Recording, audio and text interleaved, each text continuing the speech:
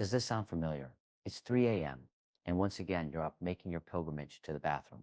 It's not the first time tonight. This constant interruption doesn't just wreck your sleep, it steals your energy, clarity, and vitality for the next day. You feel frustration consuming you with every trip in the dark, while your partner, of course, sleeps like a rock. And you wonder, why me? Is this just what aging is? Many believe so, resigning themselves to chronic fatigue, the fear of stumbling in the dark, and the idea that they'll never sleep through the night again. But I'm here to tell you something very clear. It doesn't have to be this way. You don't have to accept a life of interrupted sleep and exhausted days. I'm Dr. the Urologist with over 20 years of experience. I've dedicated my career to unraveling the mysteries of the bladder and urinary system. Thousands of men and women just like you have come through my office feeling desperate and hopeless. But time and again, I've witnessed incredible transformations. Today, I'm not bringing generic advice. I'm sharing a key strategy in urology, a method about how, and more importantly, when to drink water that will finally let you reclaim your nights. It's a technique so simple, so logical, and yet so overlooked, you'll wonder how you didn't know about it sooner. Stay with me, because this knowledge won't just change your nights, it could change your life. Before I give you the solution, I want you to understand the true scope of this. Did you know that up to 70% of adults over 60 wake up at least once a night to urinate? And for many, it's 2, 3, or even more times. This has a name, nocturia. And let me be very clear, while it's common, it's not normal. It's not a harmless toll of age. It's a siren blaring in the night, a warning signal from your body, and the consequences of ignoring it are far more serious than you think.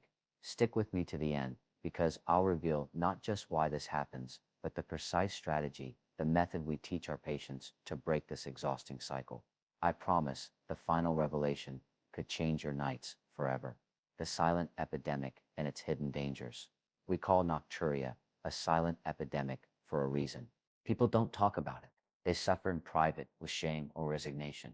But in my office, I hear the real stories. I hear from Michael, a 72-year-old grandfather who loved building model ships and bottles and had to stop because his hands trembled from lack of sleep. I hear from Susan, a 68-year-old retired teacher who fell and fractured her hip on one of her nighttime bathroom trips, an accident that cost her independence. These aren't anecdotes. They're the harsh reality. The problem goes far beyond feeling tired. Let's talk plainly about the dangers lurking behind these bathroom trips. First, the risk of falls. In the dark, half asleep, your balance is terrible. The path to the bathroom is an obstacle course, a rug, a piece of furniture, and the consequence could be a life-changing injury. For an older adult, a hip fracture can mark the start of rapid decline. Second, the impact on your cognitive health. Deep sleep isn't a luxury, it's a necessity. During sleep, your brain cleans house, consolidates memories, and clears out toxins accumulated during the day. When your sleep is fragmented night after night, that cleanup doesn't happen properly. The result? Brain fog, trouble concentrating, poor memory, and over time, a higher risk of neurodegenerative diseases. It's not age making you feel forgetful. It's the lack of quality sleep. Third, the strain on your heart. Every time you wake up suddenly, your body releases stress hormones. Your blood pressure and heart rate spike. If this happens multiple times a night, you're subjecting your cardiovascular system to constant stress. Multiple studies link severe nocturia to a higher risk of hypertension and other heart issues. And finally, the emotional toll. Chronic fatigue steals your joy. It makes you irritable, anxious, and can lead to depression. It pulls you away from what you love, from your people, and traps you in a cycle of exhaustion that's hard to escape. You stop being you. And why does this happen as you age? For several reasons. First, your body produces less antidiuretic hormone ADH at night. ADH tells your kidneys to slow down urine production while you sleep. With less ADH, the urine factory keeps running full speed. Second, your bladder capacity may decrease. And third, something few know about, fluid redistribution. If your ankles swell a bit during the day, that fluid doesn't vanish. When you lie down, gravity stops holding it in your legs. It returns to your bloodstream, passes through your kidneys, and ends up in your bladder, waking you a few hours later. Now that you understand the gravity of the problem and the science behind it, we're ready to debunk the myths and build the solution. Debunking the myths, the mistakes that make things worse. Before revealing the right strategy, we have to stop doing what's wrong. Most people with the best intentions make mistakes that actually worsen nocturia.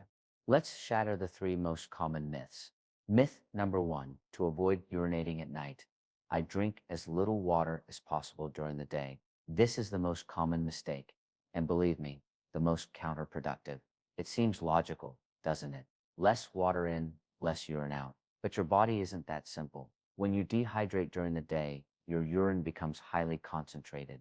That super concentrated urine can irritate your bladder walls. Think of it like pouring lemon juice on a wound. That irritation can make your bladder nervous, sending go to the bathroom now signals even when it's not full. Plus, when you finally drink something in the afternoon to quench built up thirst, your body in conservation mode tries to process that liquid all at once, often at night. Paradoxically, drinking too little during the day can lead to more bathroom trips at night. Myth number two. The problem is I have a small bladder. I've always been this way. Look, while some people may have a smaller functional bladder capacity, in the vast majority of nocturia cases in adults, the issue isn't the size of the tank, the bladder, but the pace of the factory, the kidneys at night. As we said, lower ADH production and fluid returning from the legs are the real culprits. You could have the biggest bladder in the world, but if your kidneys are producing urine nonstop, you'll wake up anyway. Blaming a small bladder is an excuse that keeps you from tackling the root of the problem. And no, it's not something you have to live with. Myth number three, a glass of wine or a beer relaxes me and helps me sleep. It can't be that bad. This myth is especially harmful. While alcohol might make you drowsy at first, it actually sabotages your rest, especially when it comes to bathroom trips. Alcohol is a potent diuretic, but worse, it sharply suppresses the release of that valuable antidiuretic hormone, ADH. So when you drink alcohol before bed, you're creating a terrible combo. First, you're taking in liquid, and second, you're turning off the brake your body uses to avoid producing urine at night. It's the perfect recipe for nocturia.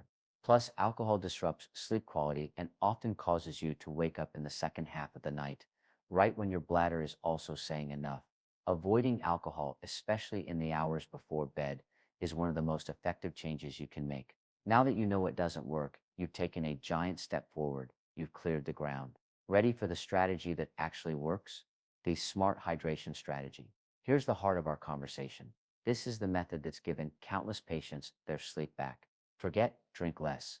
The new mantra is drink smarter. The ASEAM method is a 5-step strategy, easy to remember. ASEAM is an acronym: adjust, soften, stop, integrate, manage. Let's go through it step by step, and then I'll add 2 extra keys for a foolproof protocol. Step 1, adjust your hydration. Drink more in the morning. The key principle is to front load most of your liquid intake in the first half of the day. The golden rule I give my patients is this: try to consume 75% of your daily liquids before 400 p.m. How do you do this? When you wake up, start with 1 or 2 good glasses of water to kickstart your system. Throughout the morning, keep a water bottle handy and take steady sips. Don't wait to feel thirsty. Thirst is already a sign of dehydration. With lunch, another glass of water. By doing this, you give your kidneys the whole day to process liquids while you're active and upright. You're working with your body. By 400 p.m., you'll be perfectly hydrated, and now we can start preparing for the night. Step 2, soften the transition. Land gently from 400 p.m. onward. Don't cut water off abruptly. We enter the landing phase. From this time until dinner, reduce the amount, maybe half a glass if you're thirsty.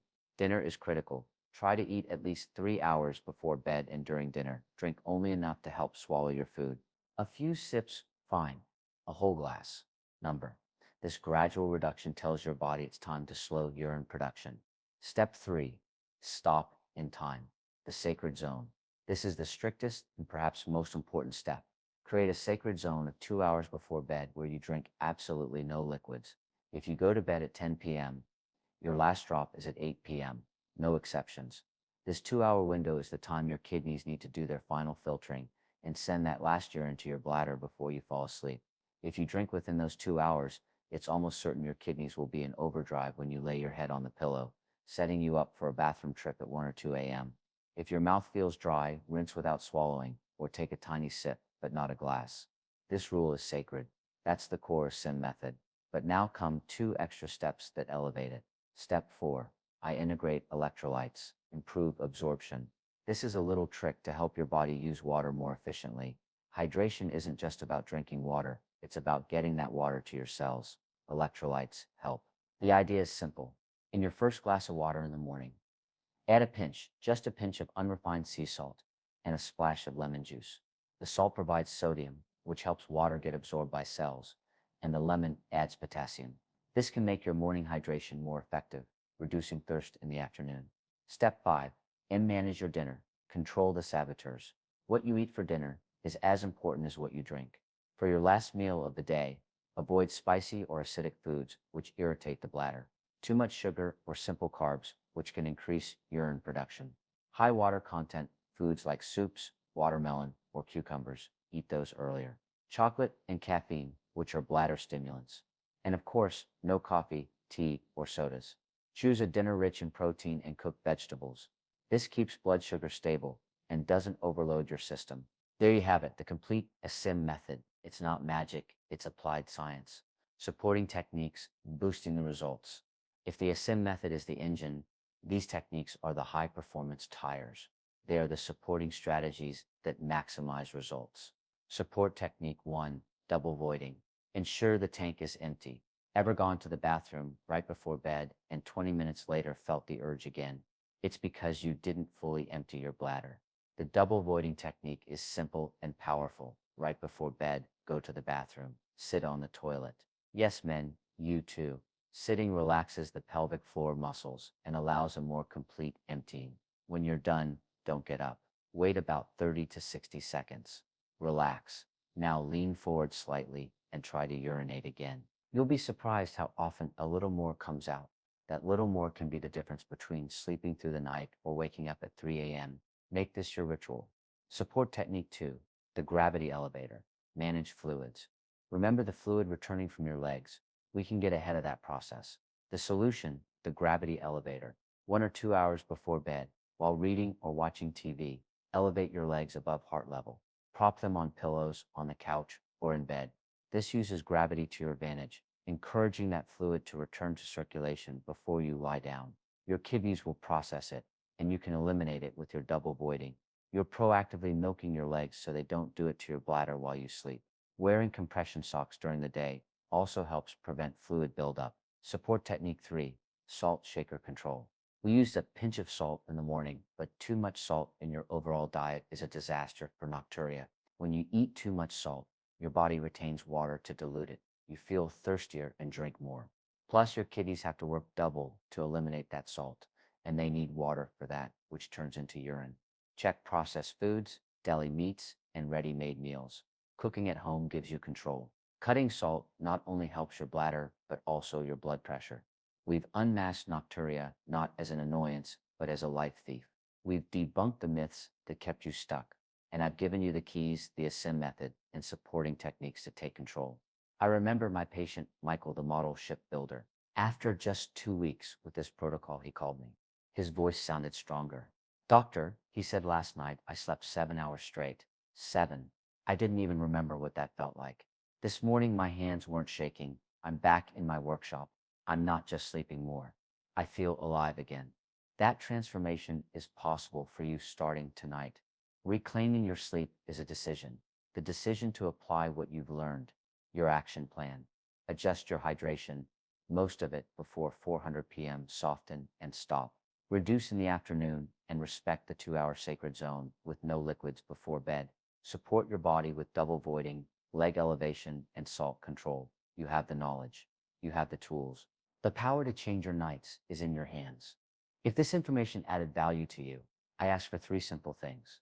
First, hit the like button so this video reaches more people who need it. Second, subscribe so you don't miss other life-changing health tips. And third, this is really important to me. Go to the comments right now and tell me how many times you get up at night. Share your number. There's no shame here. Just a community of people who understand exactly what you're going through. By writing it down, you're not just taking the first step. You're helping others know they're not alone in this struggle. Thank you for your time and trust. Now go and prepare for the best night's sleep you've had in years. You deserve it.